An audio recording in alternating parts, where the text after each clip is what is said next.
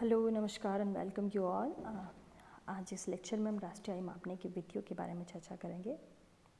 इससे पहले की जो दो वीडियो है हमारी राष्ट्रीय आय से संबंधित, उसमें हमने राष्ट्रीय आय की परिभाषा और कंसेप्ट के बारे में चर्चा की थी। राष्ट्रीय आय क्या है कि और बहुत सारे कंसेप्ट क्या क्या है उसके बारे में हमने चर्चा की। राष्ट्रीय आय क्या है? किसी देश में सभी अंतिम वस्तुओं और सेवाओं का मौद्रिक मूल्य है। ठीक है, अब यह किस आधार पर हम राष्ट्रीय आय का मापन करते हैं, किस तरह से करते हैं और कौन कौन सी विधियाँ हो सकती है। तो यहाँ हम देखते हैं कि राष्ट्रीय आय क्या है, वस्तु सेवा के उत्पादन का मूल्य है। तो एक शर्त तो क्या है, जितने भी वस्तुओं का और सेवा का उत्पादन हो रहा है उस उत्पादन को काउंट कर ले तो राष्ट्रीय आय प्राप्त हो जाएगी। फिर उन वस्तुओं सेवाओं का उत्पादन कौन कर रहा है, उत्पादन के साधन कर रहे हैं और उनको उसके बदले में आय प्राप्त हो रही है। यदि उनको प्राप्त होने वाली आय को हम जोड़ लें तो क्या होगी, तो भी राष्ट्रीय आय प्राप्त हो जाएगी।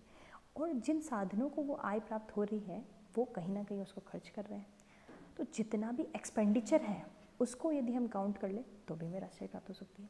इस आधार पर राष्ट्रीय आय मापने की 3 विधियाँ बताई गई है। उत्पाद विधि या मूल्य विधि कहेंगे, आय विधि, इनकम मेथड, व्यय विधि या एक्सपेंडिचर मेथड। अब चाहे इन तीनों में से कोई सी भी विधि यूज़ करें, सबसे पहला चरण यही होता है कि हम हमारे देश के आर्थिक क्षेत्र को विभिन्न औद्योगिक क्षेत्रों में बांट दें।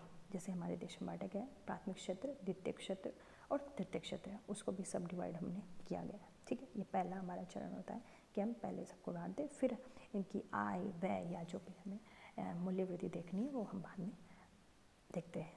ठीक है, अब हम बात करते हैं उत्पाद विधि की। इस पद्धति में राष्ट्रीय आय को वस्तुओं और सेवाओं के प्रवाह के रूप में मापा जाता है। वस्तुओं और सेवाओं का प्रवाह, हम एक वर्ष के दौरान एक अर्थव्यवस्था में उत्पादित सभी अंतिम वस्तुओं और सेवाओं के मौद्रिक मूल्य की गणना करते हैं। या अंतिम माल उन वस्तुओं को संदर्भित करता है जो सीधे खपत होती है, जिनका डायरेक्ट कंजप्शन हो रहा है, आगे की उत्पादन प्रक्रिया में उपयोग नहीं किया जा रहा है। उत्पादन प्रक्रिया में आगे उपयोग किए जाने वाले माल को हम मध्यवर्ती माल या मध्यवर्ती वस्तु कहते हैं। अंतिम माल के मूल्य में मध्यवर्ती माल का मूल्य पहले से ही शामिल है, इसलिए हम राष्ट्रीय आय में मध्यवर्ती माल के मूल्य की गणना नहीं करते हैं, अन्यथा माल के मूल्य की दोहरी गणना होगी। ठीक है, क्यों नहीं करते? क्योंकि दोहरी गणना से बचने के लिए। अब यहाँ हम एग्जाम्पल लेते हैं। जैसे हमने एग्जाम्पल लिया, एक जो किसान है वो गेहूँ पैदा करके मार्केट में उसको 5 रुपये किलो में बेच रहा है। ठीक है, अब उसको जो आटा फ्लोर मिल है वो उसको ख़रीद करके 10 रुपये किलो में आटा तैयार कर रही है, वो ब्रेड बनाने वाले को दे रही है। ब्रेड बनाने वाले ने 10 रुपये किलो में आटा खरीदा और उससे उसने 20 रुपये वैल्यू एडिट करके 20 रुपये के इक्वल ब्रेड तैयार करी। अब पिज़्ज़ा बनाने वाले ने 20 रुपये में ब्रेड परचेज़ करी और उसमें वैल्यू एडिशन करके 50 रुपये में पिज़्ज़ा मार्केट में बेचा। अंतिम उत्पाद का मूल्य कितना हो गया? 50 रुपये। ठीक है, अब यहाँ मान लो हम 5 रुपये, 10 रुपये, 20 रुपये, 50 रुपये सारा ऐड कर लें तो क्या होगा? दोहरी गणना होगी, क्योंकि 50 रुपये में 20 रुपये, 10 रुपये, 5 रुपये गेहूँ आटा ब्रेड तीनों के मूल्य ऑलरेडी शामिल है। तो इसलिए हम क्या करते हैं, या तो अंतिम वस्तुओं का मूल्य ही शामिल करेंगे 50 रुपये, या फिर सिर्फ मूल्य वृद्धि 5 से 10, 5 रुपये यहाँ वृद्धि हुई, 10 रुपये यहाँ वृद्धि हुई, 5, 10, 15 और 30 इस तरह से, और 5 रुपये पहले वाले थे तो 50 रुपये हो गए। या तो हम इस तरह से शामिल करें या अंतिम वस्तुओं का मूल्य शामिल करें। ठीक है, दोहरी गिनती की समस्या से बचने के लिए हम मूल्य वृद्धि पद्धति का उपयोग कर सकते हैं, जिसमें उत्पादन के प्रत्येक चरण में एक वस्तु का पूरा मूल्य नहीं बल्कि मूल्य वृद्धि की गणना की जाती है और इन्हें सारांशित किया जाता है। एक और एग्जाम्पल हम यहाँ देखते हैं, जैसे रुई से वस्त्र बनने तक की जो पूरी प्रक्रिया है, एक रुई उत्पादक जो किसान है उसको 6,000 रुपये के मूल्य में विक्रय करता है। उसको एक सूत जो मिल है 8,000 रुपये में खरीदना, 6,000 रुपये में लेके सूत तैयार कर रही है, 8,000 रुपये में बेच रही है। ठीक है, वैल्यू एडिशन कितना हो गया? 2,000 रुपये का। अब जो कपड़ा बनाने वाली इंडस्ट्री थी उसने 8,000 रुपये में ख़रीदा और 12,000 रुपये में उससे कपड़ा बनाकर बेच दिया, कपड़ा तैयार कर दिया। अब कपड़े से वापस रेडीमेड जो कपड़े बना के रेडीमेड वस्त्र बनाने हैं, उसने क्या किया, 12,000 रुपये खरीद के 1,000 रुपये का वैल्यू एडिशन करके 13,000 रुपये में वो उस प्रोडक्ट को बेचा। तो वैल्यू एडिशन कितना हुआ? 1,000। टोटल वैल्यू एडिशन इधर हमने देखा 6,000, 2,000, 4,000, 1,000, टोटल हो गया 13,000। ये इक्वल होगा या अंतिम वस्तु का जो वैल्यू है 13,000 से। ठीक है, टोटल वैल्यू एडिशन कितना हो गया? 13,000। इसलिए मूल्य वृद्धि के माध्यम से हम क्या करते हैं, प्रत्येक स्तर पर सिर्फ होने वाली मूल्य वृद्धि को शामिल करते हैं। किसी एक वर्ष की देश की सभी उत्पादक इकाइयों द्वारा की गई मूल्य वृद्धियों, यदि सारी उत्पादन इकाइयाँ उनकी मूल्य वृद्धि को जोड़ दें तो देश की साधन लागत में सकल मूल्य वृद्धि को प्राप्त किया जाता है। ग्रोस वैल्यू एडेड हम मूल्य वृद्धि को प्राप्त करते हैं। अब इस GVA एट फैक्टर कॉस्ट में यदि हम प्रोडक्शन टैक्स जोड़ दें और प्रोडक्शन सब्सिडीज माइनस कर दें तो हमें क्या मिल जाएगा, GVA एट बेसिक प्राइस। ये भी 2014-15 से नया कंसेप्ट स्टार्ट हुआ। GVA एट बेसिक प्राइस, मूल कीमतों पर। अब यहाँ देखिए प्रोडक्शन टैक्स और प्रोडक्शन सब्सिडीज़ क्या है। प्रोडक्शन टैक्सेस वो टैक्स है या प्रोडक्शन सब्सिडीज़ वो सब्सिडीज़ है जिसका प्रोडक्शन से डायरेक्टली रिलेशन नहीं है।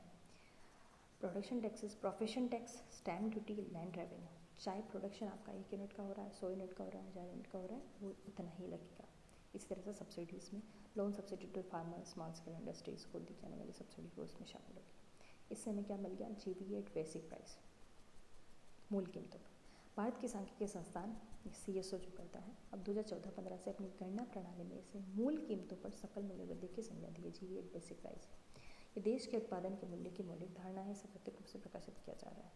अब महत्वपूर्ण प्रश्न ये है कि इस मूल कीमतों पर सकल मूल्य वृद्धि से सकल घरेलू उत्पाद कैसे प्राप्त किया जाता है, क्योंकि अब मूल कीमतों बेसिक प्राइसेस पर हमें मार्केट प्राइस पर जाना है। मार्केट कीमतों में अप्रत्यक्ष कर, उत्पादन पर करो जैसे कि उत्पादन शुल्क, बिक्री कर, आयात कर आदि से कीमतों में वृद्धि होती है और फर्मों को दिए जाने वाले उत्पाद से उनमें कमी आती है। ठीक है, अब हम यहाँ बात करेंगे प्रोडक्ट टैक्स और प्रोडक्ट सब्सिडीज़ की। ठीक है, जो प्रोडक्शन से रिलेटेड होती है डायरेक्टली। प्रोडक्ट टैक्सेस जैसे value added tax, excise tax, service tax, custom और भी जो GST आ गया, ये प्रोडक्शन की यूनिट जैसे जैसे बढ़ती जाएगी टैक्स भी वैसे वैसे बढ़ता जाएगा। इसी तरह से सब्सिडीज़ में हम LPG सब्सिडीज़ हैं, पब्लिक डिस्ट्रीब्यूशन सिस्टम को दी जाने वाली सब्सिडीज़ हैं, मिनिमम सपोर्ट प्राइस, ये सारी जो सब्सिडीज़ है वो प्रोडक्ट सब्सिडीज़ के अंदर आएगी। यदि इसको हम एडजस्ट कर ले GVA एट बेसिक प्राइस से तो हमें मिल जाएगा GDP MP, मार्केट प्राइस, सकल घरेलू उत्पाद बाजार मूल्य पर। ग्रोस वैल्यू एडेड या सकल मूल्य वृद्धि मूल कीमतों पर, उसमें हमने क्या शामिल किया, उत्पाद कर और उत्पाद सब्सिडी या आर्थिक सहायता को माइनस कर दिया तो हमें क्या मिलेगा, सकल घरेलू उत्पाद वो इसमें बाजार मूल्य पर। मार्केट कीमतों पर या बाजार मूल्य पर सकल घरेलू उत्पाद से यदि हम मूल्यह्रास को, डेप्रिसिएशन को घटा दें, डेप्रिसिएशन क्या है, consumption of fix capital goods या जो स्थिर पूंजी है उसका जो उपभोग के कारण जो हमें रिप्लेसमेंट करना पड़ता है हर साल, जो वियर एंड टियर कॉस्ट जो आ रही है वो डेप्रिसिएशन, उसको यदि माइनस कर दें तो हमें क्या मिलेगा, निवल घरेलू उत्पाद, net domestic product at market price या निवल घरेलू उत्पाद बाजार मूल्य पर प्राप्त होता है।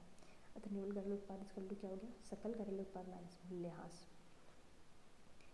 अब NDP MP, GDP MP minus depreciation. अब हमें NNP MP प्राप्त करना है, net national product at market price या शुद्ध राष्ट्रीय उत्पाद किस पे, बाजार मूल्य पे। तो इसमें हम क्या कर देंगे, net factor income from abroad यदि प्लस कर देंगे तो हमें शुद्ध राष्ट्रीय उत्पाद प्राप्त हो जाएगी। ठीक है, इसी तरह से हम NNP FC, GNP FC ये सारे निकाल सकते हैं अपन।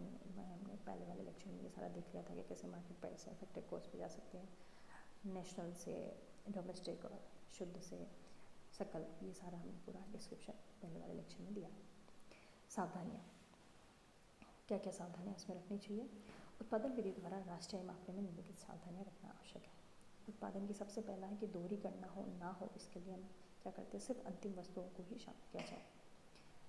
दूसरा, स्वयं उपभोग के लिए किया गया उत्पादन जिसकी कीमत लगाई जा सकती हो, उत्पादन में अवश्य शामिल किया जाना चाहिए। इससे राष्ट्रीय आय का सही अनुमान लगेगा। उदाहरण के लिए भी एक परिवार गेहूं का उत्पादन करता है, उसका एक परिवार की आवश्यकता को पूरा करने के लिए कर लेता है, तो इससे स्वयं उपभोग के लिए व्यक्तिगत उत्पादन का मूल्य उत्पादन में अवश्य शामिल किया जाना चाहिए। खुद के कंजप्शन के लिए भी यदि हम कुछ यूज़ कर रहे हैं जो भले हमने ही प्रोडक्ट प्रोड्यूस किया, हमने उत्पादित किया हो, वो भी उसमें शामिल होगा। पुरानी वस्तुओं का विक्रय चालू उत्पादन में शामिल नहीं किया जाना चाहिए। जो सेकेंड हैंड गुड्स है उनका क्रय विक्रय, उनका उत्पादन इसमें शामिल नहीं किया जाएगा क्योंकि इनका मूल्य पहले ही उत्पादन में शामिल किया जा चुका है। लेकिन इस विक्रय के पीछे जो सेवाएं हैं उनका मूल्य इसमें अवश्य शामिल किया जाना चाहिए क्योंकि इनका उत्पादन नया है। मान लीजिए आप एक पुरानी साइकिल बेचते हैं और इस साइकिल का मूल्य उत्पादन मूल्य में शामिल नहीं किया जाएगा क्योंकि इस उत्पादन में तब शामिल कर लिया गया था जब नई साइकिल बेची गई थी। ठीक है, लेकिन उस पर जो कुछ चार्जेस, कुछ कमीशंस वगैरह होंगे वो उसमें शामिल किए जाएंगे। ठीक है, ये इस तरह से आपका उत्पाद विधि या मूल्य वृद्धि विधि जिसे हम कहेंगे ये पूरी हुई। ठीक है, आगे के लेक्चर में हम आय विधि और व्यय विधि के बारे में चर्चा करेंगे। Thank you.